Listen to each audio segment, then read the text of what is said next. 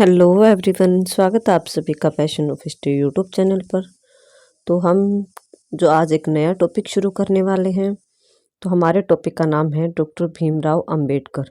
हम वो नया टॉपिक शुरू करेंगे। इसमें हम सबसे पहले इनके जीवन परिचय को देखेंगे, आगे इनके विचारों को देखेंगे कि इनके दलितों के बारे में क्या विचार थे, इन्होंने राजनीति में अपने क्या विचार थे, इन सभी के बारे में जो हम डिटेल से देखेंगे आगे। तो आज की हमारी क्लास रहेगी इनके जीवन परिचय पर। चलिए शुरू करते हैं कि दलितों के नेता के रूप में जाना जाता है। ये एक फैक्ट के तौर पर भी है कि दलितों का नेता किसे कहा जाता है, तो डॉक्टर भीमराव अंबेडकर को। और सामाजिक समानता के प्रबल समर्थक, मतलब कि समाज में समानता के ये प्रबल समर्थक थे, बहुत ज़्यादा समर्थन करते थे कि समाज में जो भी वर्ग है, जो भी जाति हैं, उन सभी को इक्वल स्थान मिले, बिल्कुल समान की दृष्टि से उन्हें देखा जाए, कोई भी ऊंचा नीचा ना हो। तो दलितों के नेता और सामाजिक समानता के प्रबल समर्थक डॉक्टर भीमराव जी अंबेडकर का जन्म कब हुआ? 14 अप्रैल 1891 ईस्वी को मध्य प्रदेश के महू छावनी के एक मध्यम वर्गीय परिवार में हुआ। मतलब कि 14 अप्रैल को हुआ। कब हुआ? 1891 ईस्वी में। और कहाँ? मध्य प्रदेश की महू छावनी में, और एक मिडिल क्लास फैमिली में हुआ था, एक मध्यम वर्गीय परिवार में। मतलब इनका परिवार ना तो ज़्यादा गरीब था और ना ही ज़्यादा अमीर। इनके पिता रामजी सकपाल, तो इनके पिताजी का नाम याद रखिए, क्या नाम है? रामजी सकपाल। सैनिक शिक्षा सेवा में मुख्य अध्यापक थे, कि जो सैनिकों को ट्रेनिंग दी जाती है उनमें जो है अध्यापक थे उनके पिताजी। और इनके पिता कहाँ के रहने वाले थे? महाराष्ट्र के रत्नागिरी जिले के अम्बावाड़े गांव के रहने वाले थे। लेकिन जो है यहाँ जहाँ पर इनका जन्म हुआ वहाँ पर ही अध्यापक के तौर पर कार्यरत थे, तो वहीं पर रहते थे। लेकिन पैतृक गांव जो है इनका कौन सा था? रत्नागिरी जिले का अम्बावाड़ा गांव। जब अंबेडकर 6 वर्ष के थे तो उनकी माता भीमाबाई का देहांत हो गया। तो अंबेडकर की माता का क्या नाम था? भीमाबाई। और अंबेडकर की माता की मृत्यु कब हुई? जब अंबेडकर जी 6 साल के थे, तब इनकी माता चल बसी। उसके बाद इनके पालन पोषण का दायित्व उनकी बुआ पर आ गया। उनकी बुआ का नाम था मीराबाई। इन्होंने जो है इनको पाल पोस कर बड़ा किया। अंबेडकर जी के पिता का संबंध जो है वो कबीर की विचारधारा से था। मतलब कि वो एक अध्यापक थे, तो जो संत कबीर हैं उनकी विचारधाराओं से, उनके विचारों से जो है वो काफ़ी ज़्यादा प्रभावित थे। और जो कबीर की विचारधारा थी वो भी जाति प्रथा को स्वीकार नहीं करती थी। मतलब जाति प्रथा के तौर पर जो भेदभाव होते हैं, जो उन लोगों को देखा जाता है गलत नज़रों से कि ये ऊंची जाति का, ये नीची जाति का, तो ये सब जो है कबीर को भी सहन नहीं था। और जब इनके पिताजी जो थे वो कबीर को फॉलो करते थे, तो इनके पिताजी को भी ये सब चीज़ें अच्छी नहीं लगती थी। युवक भीमराव अंबेडकर के मन पर गहरा प्रभाव पड़ा, क्योंकि इनके पिताजी से उन्होंने यही संस्कार लिए थे कि जाति पाति का कोई भेदभाव नहीं होता, चाहे नीची जाति का लोग हो चाहे ऊंची जाति का लोग, सभी व्यक्ति जो है एक समान है धरती पर। तो अंबेडकर जी की जो है प्राथमिक शिक्षा सतारा में हुई, जो कि महाराष्ट्र में है। और माध्यमिक शिक्षा जो है मुंबई के प्रसिद्ध एलिफिंस्टन हाई स्कूल से प्राप्त की। किसकी बात कर रहे हैं हम? ये डॉक्टर भीमराव अंबेडकर की शिक्षा की बात कर रहे हैं कि शिक्षा जो उनकी प्रारंभिक शिक्षा जो वो सतारा में हुई। उसके बाद जो इनकी माध्यमिक शिक्षा जो हुई वो मुंबई में एलिफिंस्टन कॉलेज से हुई, हाई स्कूल से। इन्होंने द्वितीय भाषा के रूप में जो संस्कृत भाषा के अध्ययन की अनुमति नहीं मिली थी, कि सबसे पहली भाषा तो इनकी क्या थी? हिंदी थी। और इन्हें द्वितीय भाषा जो है संस्कृत सीखने का मन था, डॉक्टर भीमराव अंबेडकर था, लेकिन उनके अध्ययन की जो अनुमति इन्हें नहीं मिल पाई थी, अतः अपनी इच्छा के विरुद्ध इन्हें फारसी पढ़नी पड़ी थी। 1907 में भीमराव अंबेडकर ने मैट्रिक मतलब 10वीं की परीक्षा उत्तीर्ण की। उस समय अस्पृश्य वर्ग के किसी युवक के लिए यह असाधारण उपलब्धि मानी जाती थी, क्योंकि भीमराव अंबेडकर एक नीची जाति से संबंध रखते थे। तो उस समय जो है ये बहुत बड़ी बात थी कि एक नीची जाति का बालक जो वो 10वीं की परीक्षा पास किया हुआ था। तो ये काफ़ी उसमें जो है, क्योंकि कितने सालों पुरानी बात, अगर उस समय भी 10 परीक्षा कोई पास कर लेता था, 10 तक पढ़ाई कर लेता था, तो वो बहुत मानी जाती थी उसके लिए पढ़ाई। तो अंबेडकर ने जो है एक नीची जाति का होने के नाते जो है 10वीं तक की परीक्षा पास कर ली, तो ये उनकी काफ़ी असाधारण बात लगी।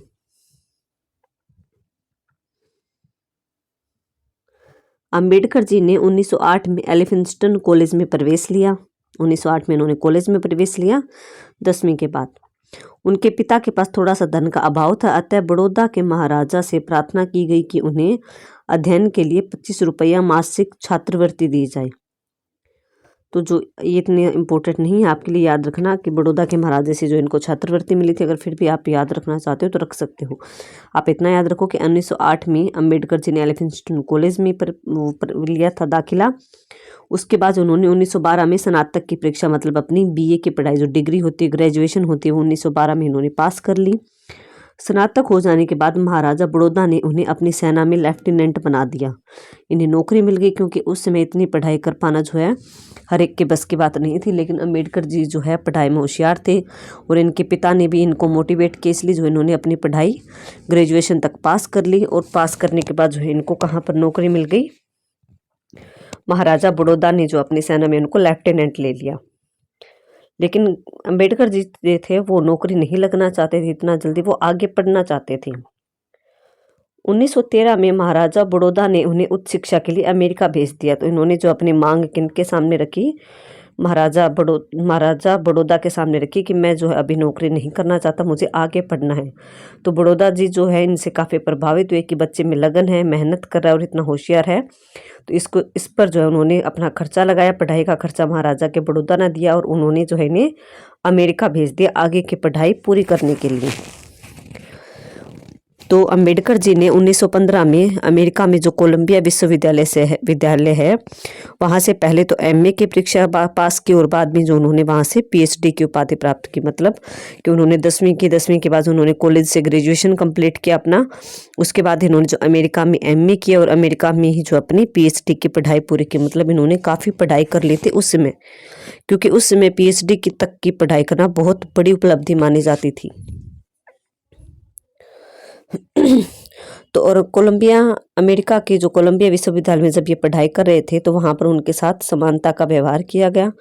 मतलब उनके साथ जाति पाति के आधार पर कोई भेदभाव नहीं हुआ, जैसा कि भारत में होता था। उन्हें भारत में ये सम्मान नहीं मिल सकता था। वे महाराजा बड़ौदा के सैनिक सचिव के रूप में सेवारत हो गए। मतलब अपनी पीएचडी की पढ़ाई पूरी करने के बाद जो है ये भारत वापस लौट आए, और बड़ौदा के महाराजा के जो उन्हें नौकरी ऑफर की थी लेफ्टिनेंट की, वहाँ पर जो वो सेना के पद पर नियुक्त हो गए। लेकिन अंबेडकर जी ज़्यादा समय तक सेवा नहीं कर सके, क्योंकि शिक्षा संबंधी उनकी उत्कृष्टता होने पर भी उनके साथ अस्पृश्यों जैसा दुर्व्यवहार किया जाता था। कि उन्होंने इतनी ज़्यादा पढ़ाई कर रखी थी, उन्हें अच्छे बुरे का सब ज्ञान था, उन्हें काफ़ी नॉलेज था, फिर भी जो है उन्हें यहाँ पर सेना में भर्ती होने पर जो उनके साथ नीची जाति का होने के आधार पर जो है भेदभाव किया जाता था, जो कि अम्बेडकर को बिल्कुल भी अच्छा नहीं लगता था। अम्बेडकर जी 1917 में मुंबई लौट आए वापस जॉब छोड़कर, और उन्होंने जो है 1918 में यहाँ पर सैदाम कॉलेज में पॉलिटिकल इकोनॉमी के प्रोफेसर नियुक्त हुए, या फिर आप डायरेक्ट यही लिख सकते हो कि 1917 में अम्बेडकर जी मुंबई लौट आए, और यहाँ पर उन्होंने दूसरी नौकरी प्राप्त कर ली। उसके बाद कि 1919 में वे महाराजा कोल्हापुर के संपर्क में आए। कि महाराजा कोल्हापुर कहाँ पर है, महाराष्ट्र में ही। तो ये वहाँ पर आगे बड़ौदा छोड़कर कोल्हापुर में आ गए, संपर्क में आए, जो कि लंदन में विधि और अर्थशास्त्र में अध्ययन पूरा करने के बाद उन्हें आर्थिक सहायता देने पर सहमत हो गई। कि कोल्हापुर के जो महाराजा थे उनसे जो है अम्बेडकर जी ने रिक्वेस्ट की कि आप मेरी थोड़ी सी आर्थिक तौर पर, मतलब पैसे के तौर पर आप मेरी हेल्प कर दो, मैं कुछ करना चाहता हूँ, मैं मतलब आगे पढ़ना चाहता हूँ। तो जब इन्होंने कोल्हापुर के महाराजा ने अम्बेडकर की सहायता की, तो आगे अम्बेडकर जी ने जो है लंदन स्कूल ऑफ इकोनॉमिक्स से जो है DSc की उपाधि प्राप्त की। इन्होंने अपनी पढ़ाई पूरी की और जो उपाधि भी प्राप्त की। इसी के साथ अम्बेडकर जी ने जो बैरिस्टर की उपाधि भी प्राप्त कर ली, मतलब कि इन्होंने वकील की उपाधि भी प्राप्त कर ली। इन्होंने अपनी वकील की पढ़ाई भी पूरी की, किनकी मदद से, कोल्हापुर के महाराजा की वजह से।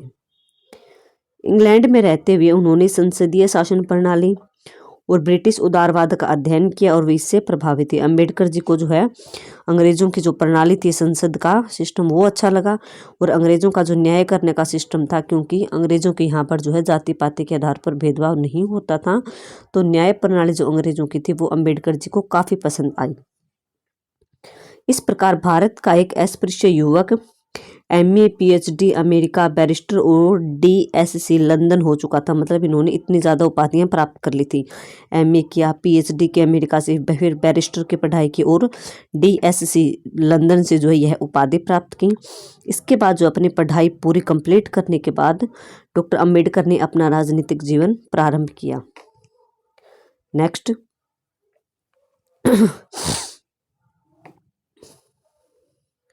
अंबेडकर 1926 में जो है मुंबई विधान परिषद के सदस्य, मतलब कि राजनीति में जो है एज ए सदस्य के रूप में, एज ए मेंबर के रूप में शामिल हो गए। कब? 1926 में। उन्होंने यहाँ पर यह दावा प्रस्तुत किया कि अस्पृश्य वर्ग, मतलब कि जो छुआछूत जिनके साथ भेदभाव किया जाता है, कि जो नीची जाति के अस्पृश्य लोग हैं उनका एक स्वतंत्र अस्तित्व है, इनके खिलाफ इन्होंने आवाज़ उठानी शुरू कर दी राजनीति में। तो इन्होंने अंबेडकर जी ने क्या कहा कि जो अस्पृश्य वर्ग है इसके लिए विधान परिषद में सीटें सुरक्षित की जाए। उन्होंने मुंबई विधान परिषद की 140 सीटों में 22 सीटें जो है इस वर्ग के लिए आरक्षित किए जाने की मांग की। जो मुंबई में जो है 140 सीटें, उनमें से टोटल 140 है, उनमें से जो है 22 सीटों पर किनको नियुक्त किया जाए, उनको नियुक्त किया जाए जो अस्पृश्य वर्ग के लोग हैं उनको भी मौका दिया जाए राजनीति में। तो 22 पद ऐसे रखे जाए जहां पर जो है अस्पृश्य वर्ग के लोग जो है इन पर मनोनीत हो सके। 1930 के दशक के आरंभ में उन्होंने अंग्रेजों द्वारा आयोजित उन 3 गोलमेज सम्मेलनों में अनुसूचित जाति के प्रतिनिधि के रूप में भाग लिया जो भारत की भावी शासन प्रणाली के गठन के उद्देश्य से बुलाई गई थी। मतलब कि 1930, 31, 32 हम 3 गोलमेज सम्मेलन पढ़ते हैं। तो उन गोलमेज सम्मेलनों में जो है तीनों में भाग लिया था कि इन्होंने, डॉक्टर अम्बेडकर ने। किसकी तरफ से इन्होंने भाग लिया था? इन्होंने लिया था अनुसूचित जाति के प्रतिनिधि, मतलब जो कि जाति में संख्या में कम होते हैं उनकी तरफ से उन्होंने जो है एज अ हेड के रूप में यहाँ पर पार्टिसिपेट किया था। इस प्रतिनिधित्व से अम्बेडकर जी को अनुभव हुआ कि यह एक प्रकार से अनुसूचित जातियों की स्वतंत्र स्थिति के प्रति मान्यता है। तो पहला गोलमेज सम्मेलन होता है 1930 में कि उन्होंने पहले गोलमेज सम्मेलन में बलपूर्वक ये मीटिंग में गए। गोलमेज सम्मेलन में अंग्रेजों ने ये मीटिंग रखवाई थी, गोलमेज सम्मेलन। तो यहाँ पर जब अम्बेडकर जी गए तो उन्होंने बलपूर्वक कहा कि निर्वाचन मतलब चुनाव की दृष्टि से दलित वर्ग को एक पृथक समुदाय के रूप में मान्यता दी जानी चाहिए, कि उन्हें अलग जो है सीटें दी जानी चाहिए ताकि उनकी भी चुनाव में भागीदारी हो, उन्हें भी चुनाव लड़ने का हक प्रदान हो। दूसरे गोलमेज सम्मेलन में अम्बेडकर जी ने आग्रह किया कि सभी जातियों को अपनी अपनी संख्या के आधार पर विधानमंडलों में प्रतिनिधित्व मिलना चाहिए। मतलब कि जो सरकार बनती है उनमें सभी जातियों को जो है थोड़ा थोड़ा स्थान मिलना चाहिए अपनी संख्या के आधार पर, कि ज़्यादा संख्या है किसी जाति की तो उसको भी भाग मिलना चाहिए। अगर कोई भी जाति जो है वो संख्या में कम है तो उनको भी यहाँ पर मौका मिलना चाहिए सरकार में भाग लेने का। अंबेडकर जी ने दलित वर्ग के लिए पृथक मताधिकार का प्रबल समर्थन किया कि इनके लिए अलग से चुनाव होने चाहिए दलित वर्ग के लिए। तो 17 अगस्त 1932 को घोषित मैकडोनाल्ड सांप्रदायिक अधिनिर्णय में दलित वर्ग को एक अल्पसंख्यक समुदाय के रूप में मान्यता प्रदान करते हुए इसके लिए पृथक मताधिकार की व्यवस्था की गई। मतलब कि उनके मांग को मान लिया गया कि पृथक जो दलित वर्ग है उनको जो है अलग से सरकार में भी, विधानमंडलों में भी जगह दी जाएगी और उनके लिए जो है अलग चुनाव की भी व्यवस्था की जाएगी। मतलब कि डॉक्टर अम्बेडकर की मांग पूरी हो गई। तो गांधी जी जो थे वो इसके विरुद्ध थे, वो नहीं चाहते थे कि अलग अलग चुनाव हो भारत में, वो दलितों के लिए अलग चुनाव प्रणाली के पक्ष में नहीं थे। इसीलिए जो है गांधी जी अनशन पर बैठ गए। उन्होंने उस समय तक अनशन न तोड़ने की बात कही जब तक यह घोषणा वापस नहीं ली जाती। तो गांधी जी ने कहा कि जब तक ये पृथक मताधिकार या पृथक चुनाव वाली बात है, जब तक ये कानून वापस नहीं लिया जाता तब तक जो है मैं अनशन पर रहूँगा, हड़ताल पर रहूँगा। अंबेडकर ने गांधी जी के प्रस्ताव उपवास को प्रसिद्धि पाने की विज्ञापनबाजी की संज्ञा दी। मतलब अंबेडकर जी को दुख हुआ कि गांधी जी जो है हम मेरा विरोध करें, और उन्होंने गांधी जी के खिलाफ एक कमेंट भी पास किया कि गांधी जी जो है ये सब कुछ अपने विज्ञापन पाने के लिए, मतलब कि अखबारों में छाने के लिए जो है ये नाटक करें अनशन पर बैठने का। गांधी जी के उपवास पर अपने इस कथन, महात्मा गांधी कोई अमर व्यक्ति नहीं है, न ही कांग्रेस जो है वो एक अमर संस्था है, कई महात्मा आए और चले गए किंतु अस्पृश्य लोग अस्पृश्य ही रह गए, ये जो है कोटेशन किसने दी है? ये दी है महात्मा गांधी के खिलाफ। किसने? डॉक्टर भीमराव अंबेडकर ने। कि महात्मा गांधी कोई बहुत बड़ा व्यक्ति नहीं है, ये नहीं है कि वो महान है, उनकी सारी बातें सही नहीं हो सकती, ना ही कांग्रेस जो है वो अमर है। ऐसे कई महात्मा आते हैं राजनीति में और चले जाते हैं, लेकिन अस्पृश्य जो गरीब लोग हैं, छुआछूत जो मतलब सहन कर रहे हैं, वो वहीं थे और वहीं के वहीं रह जाते हैं। उनके लिए कोई भी महात्मा जो है आगे नहीं आता और उनके लिए कभी भी कोई काम नहीं करता। इसीलिए जो अम्बेडकर जी ने महात्मा गांधी के खिलाफ ये कथन दिया था।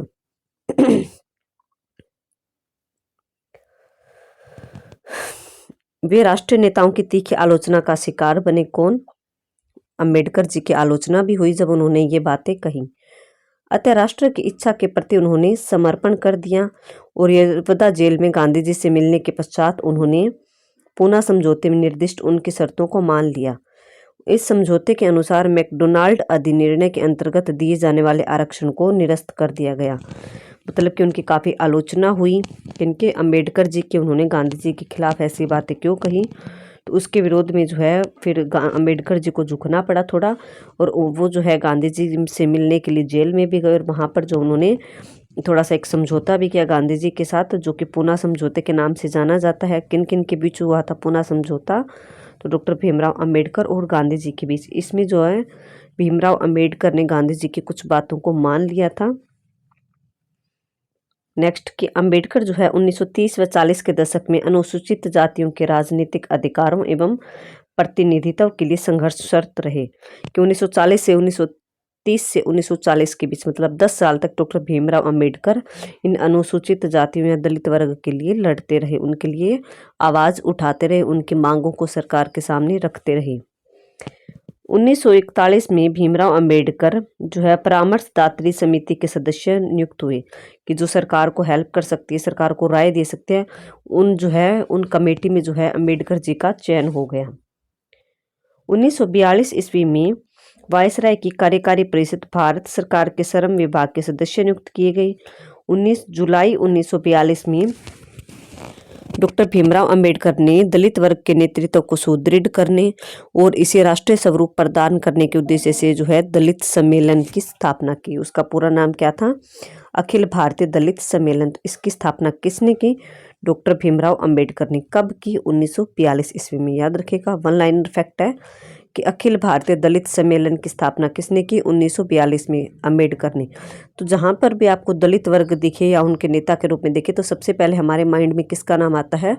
डॉक्टर भीमराव अंबेडकर का, क्योंकि इन्होंने दलितों के वर्ग के लिए जो है बहुत ज़्यादा काम किए थे, उनकी मांगों को काफ़ी उठाया था।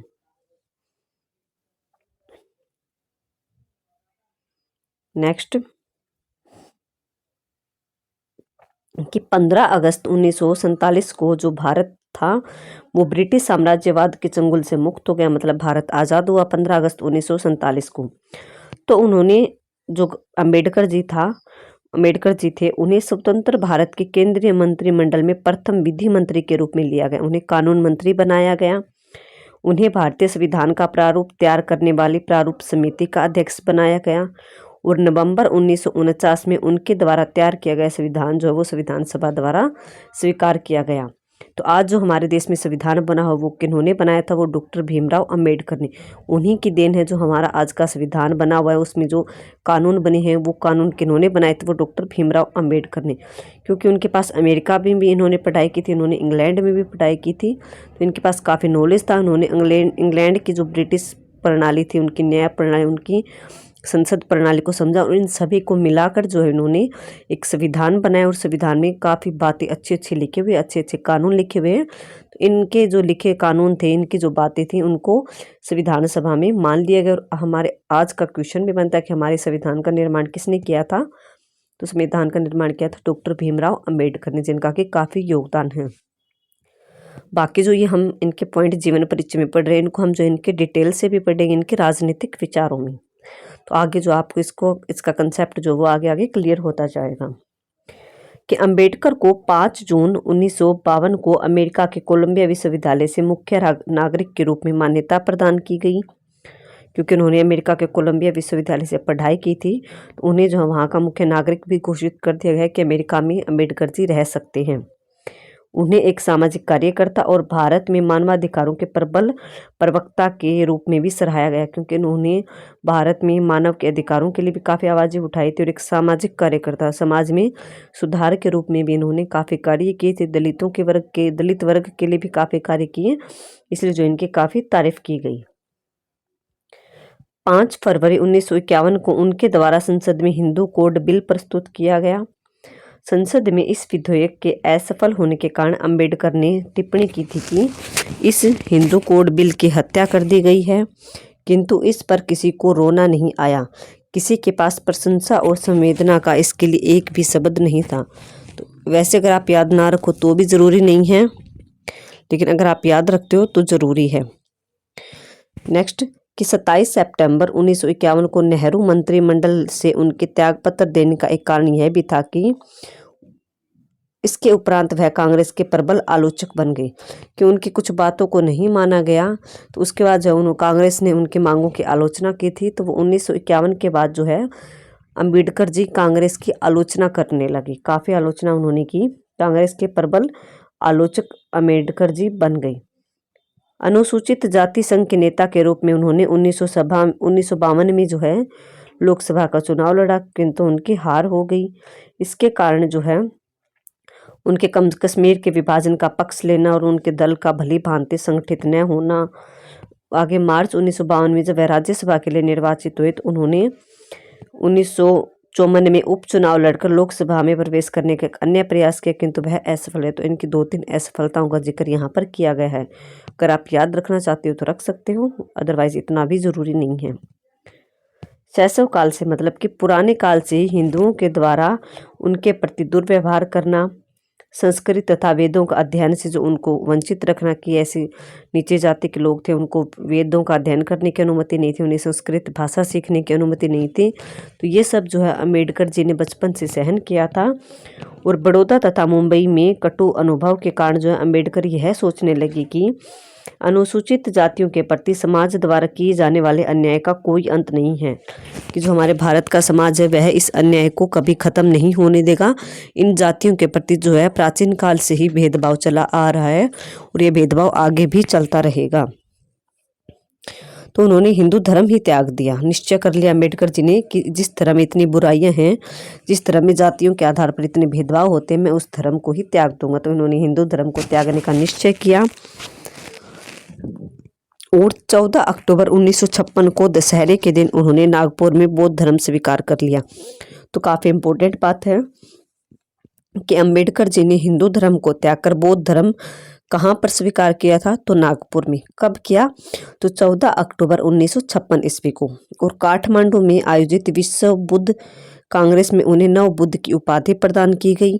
और 15 नवंबर 1956 को उन्होंने विश्व बौद्ध सम्मेलन में भाग लिया, जिसमें कि सभी बौद्ध धर्म को मानने वाले लोग इस सम्मेलन में इकट्ठा होते हैं। और बुद्ध तथा मार्क्स शीर्षक पर उन्होंने काफ़ी व्याख्यान दिए, अपने भाषण भी दिए बौद्ध धर्म के ऊपर। यह प्रतिभाशाली संविधानवेता मतलब संविधान का निर्माण करने वाले व दलित वर्ग के मसीहा के रूप में जाने जाने वाले जो है 6 दिसंबर 1956 को जो है ये मौत का शिकार हो गए, मतलब कि इनकी मृत्यु हो गई। कब, 1956 में। निंद्रा की स्थिति में ही जो है चिरलीन निंद्रा में लीन हो गए, मतलब कि सोए हुए थे रात को और सोते ही रह गए, सुबह उठे ही नहीं। तो इनकी मौत हो गई कब, 6 दिसंबर 1956 को।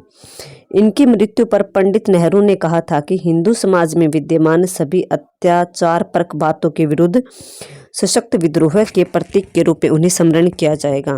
तो नेहरू जी ने ये अंबेडकर जी की जो है मृत्यु के ऊपर कथन कहा था कि हिंदू समाज में जो भी अत्याचार होते हैं उनके खिलाफ आवाज़ उठाने वाले जो लोगों में जो है अंबेडकर जी का नाम हमेशा याद किया जाएगा, मतलब कि उनका हमेशा सम्मान किया जाएगा। अंबेडकर जी को भारत सरकार द्वारा 14 अप्रैल 1990 को भारत रत्न भी दिया गया उनकी मृत्यु के बाद उनको। और 1990-91 से देश भर में उनकी जन्म शताब्दी सामाजिक न्याय वर्ष के रूप में मनाई गई, कि जिस वर्ष अंबेडकर जी का जन्म हुआ उससे लेकर जो है उस दिन को लेकर उस दिन से जो है सामाजिक न्याय वर्ष के रूप में मनाया जाता है उनके जन्म दिवस को। अंबेडकर जी के जन्म दिवस को किस रूप में मनाया जाता है? तो सामाजिक न्याय वर्ष के रूप में। और भारत सरकार ने जो है अंबेडकर जी को भारत रत्न से कब विभूषित किया या भारत रत्न कब प्रदान किया?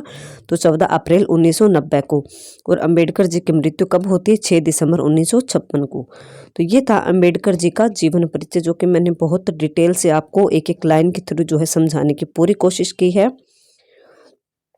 आई होप आपको अच्छे से समझ आया होगा। फिर भी अगर आपको कुछ रह रहा है कि मुझे थोड़ा सा समझ कम आ रहा है, तो आप मुझे कमेंट सेक्शन में पूछ सकते हो। और वैसे जो है इनके जीवन के बारे में हम जब आगे हमारे इस चैप्टर में इनके विचारों को पढ़ेंगे तो हमारे अच्छे से कंसेप्ट क्लियर होता जाएगा कि अंबेडकर जी किस प्रकार के व्यक्ति थे।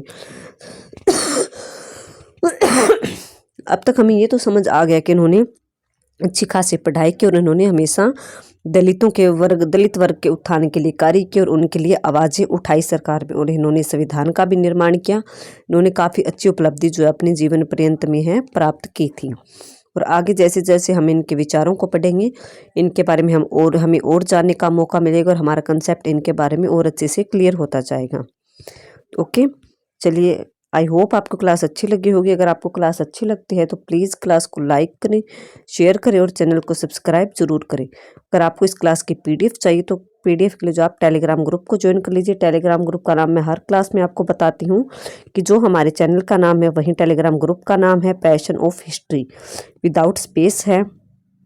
आप उसको टाइप कीजिए वहाँ पर टेलीग्राम पे, और ये जो आईडी जब आप टाइप करेंगे तो आपको चैनल आ जाएगा।